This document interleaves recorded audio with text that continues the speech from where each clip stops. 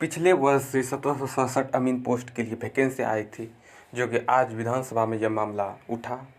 क्योंकि merit list का काम जारी है और जल्द ही आपको मेरिट लिस्ट देखने को मिल सकता है। फिर उसके बाद आपका CBT 1 लिया जाएगा। और यह जो सवाल उठाया गया, यह माननीय मंत्री राजस्व मंत्री के द्वारा पूछा गया था, विधायकों के द्वारा, कि यहाँ पर अमानत की डिग्री को क्यों नहीं मान्य किया गया है। यहाँ पर इंटर स्तरीय यहाँ पर सभी स्टूडेंट फॉर्म फिलअप किए थे। तो आप लोग विधानसभा में ये जो आवाज़ उठाई गई है, इस मामले को आप सुन सकते हैं।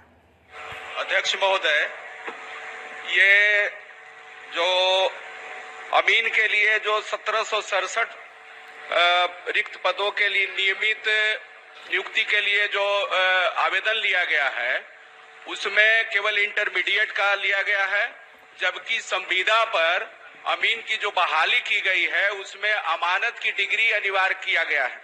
इसमें क्यों नहीं?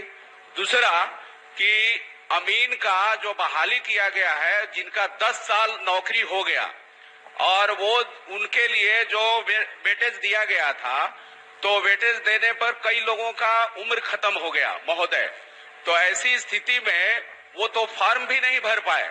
और 10 साल पूछ लीजिए ना, पूरक में ये कि जो अमीन जो 10 साल से नौकरी कर रहे हैं, उनको नियमित क्यों नहीं किया गया?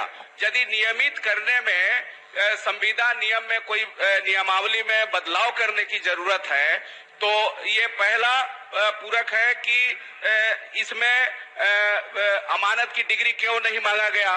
दूसरा कि इन 191 और 550 जो अमीन जो बहाल किए गए हैं, उनको नियमित क्यों नहीं किया गया।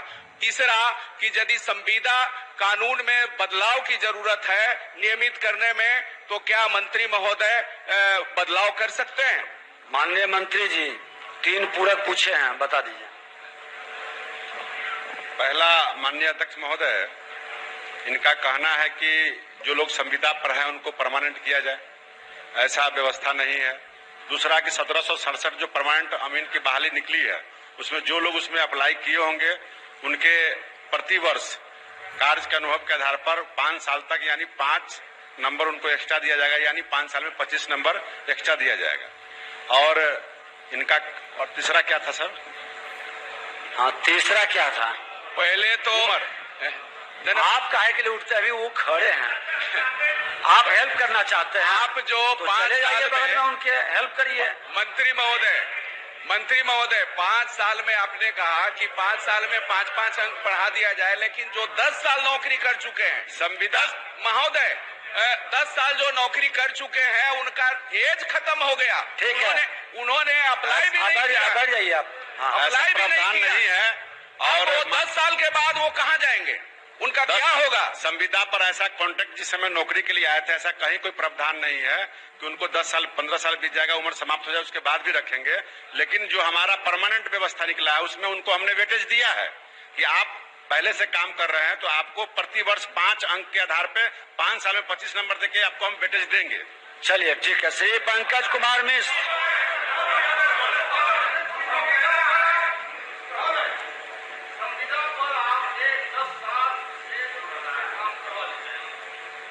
की जनता कि 10 साल तक लगातार रेगुलर काम करने के बावजूद भी आप उनकी नौकरी को, जब दूसरे को नौकरी देना चाहते हैं, उनको नियमित क्यों नहीं करना चाहते?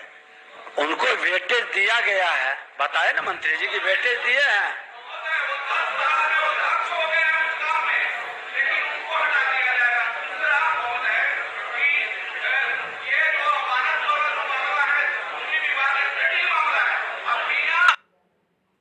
अमानत की डिग्री के केवल साधारण डिग्री के जरिए आप नियुक्ति ले रहे हैं, तो वो कैसे हल कर पाएंगे? अब वो बजाबते वो लोग अमानत की डिग्री के साथ नौकरी कर रहे हैं, उनको लेकिन आप लेने को तैयार नहीं है।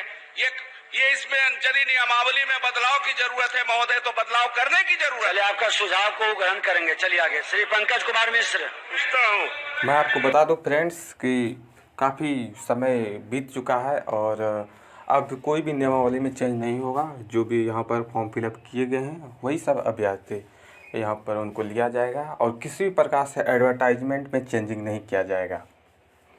और आप लोगों का मेरिट लिस्ट का कार्य लगभग पूरा हो चुका है, जहाँ तक कि मेरे जानकारी में है।